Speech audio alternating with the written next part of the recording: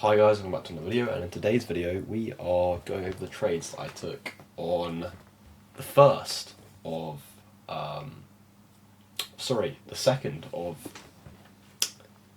December 2025.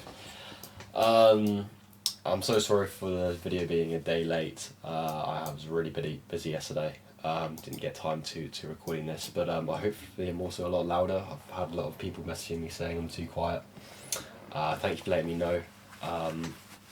So yeah, I think I've increased the volume on the mic, but let me know again in the comments if it's too quiet again. But yeah, this was the first trade that I took, and I must say, not the best trade. As you can see, we are in this range of consolidation on gbpcad. This is one I took on the 30-minute time frame. My thoughts were, if you're on the 4-hour time frame, price just reacted from a 4-hour demand here, and this daily demand here. So we sort of see price coming in, respecting this daily level, and I thought, well, we're now looking bullish, which we were. Sort of had the right sentiment there. Price came in this daily order block, came up, broke the structure to the left here, very clean break of structure, and then we came down into this area of demand again. But I sort of should have looked at this and said, oh, sorry, we came into this area of demand, which we respect. And I was like, right, okay, we've come into this 4-hour area of demand, we've respected it with this wick here. And then we sort of break this, we make this high here. And I thought, well, this would be a nice time to enter the market.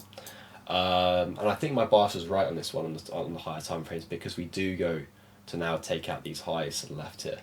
So I did have the right bias in terms of market structure, and this is what I was sort of looking at on what I drew out at the time.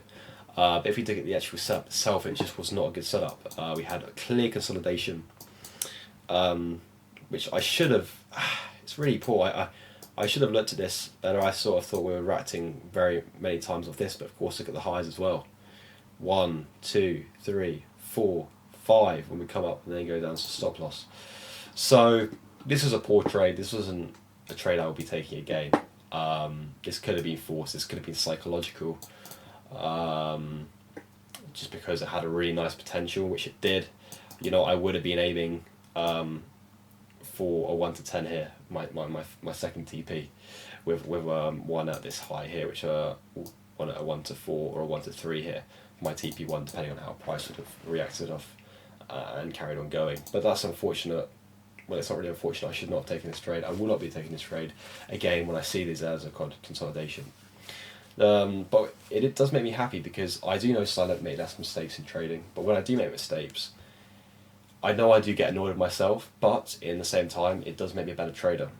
I understand why these trades lose, and as long as you understand why they lose, that's all that matters. So you won't take them again. I've journaled it, I'm making a video about it now, which I can go back to, and it's pretty clear with this trade why it lost, in my opinion.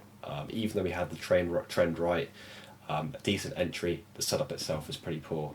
It looks like price wanted to come to an area of discount, make this double bottom, induce this low here before going up again, which is fine.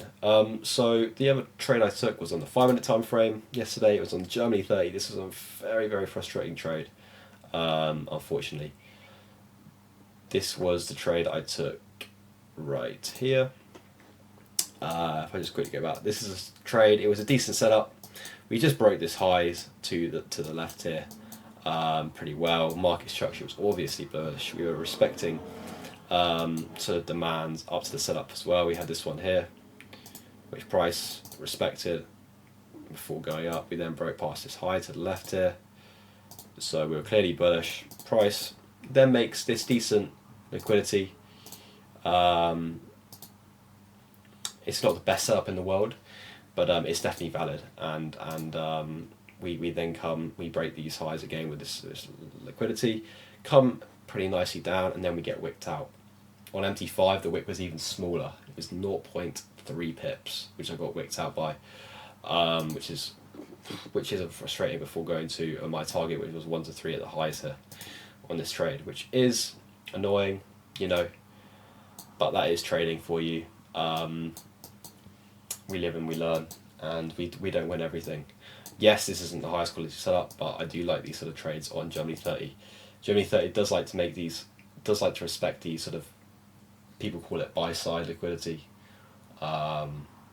These highs, this liquid, they do like to, when it comes to our setups and comes to our zones, it does like to break its own structure again.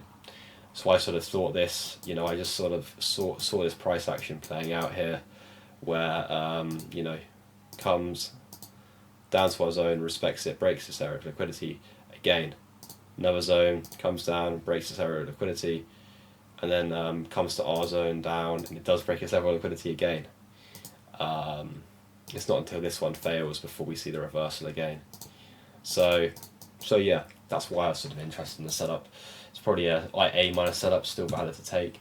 And then again, today I didn't take any trades in the market, so nothing to report there. So it was a minus 2% day, not the best day of trading from my part.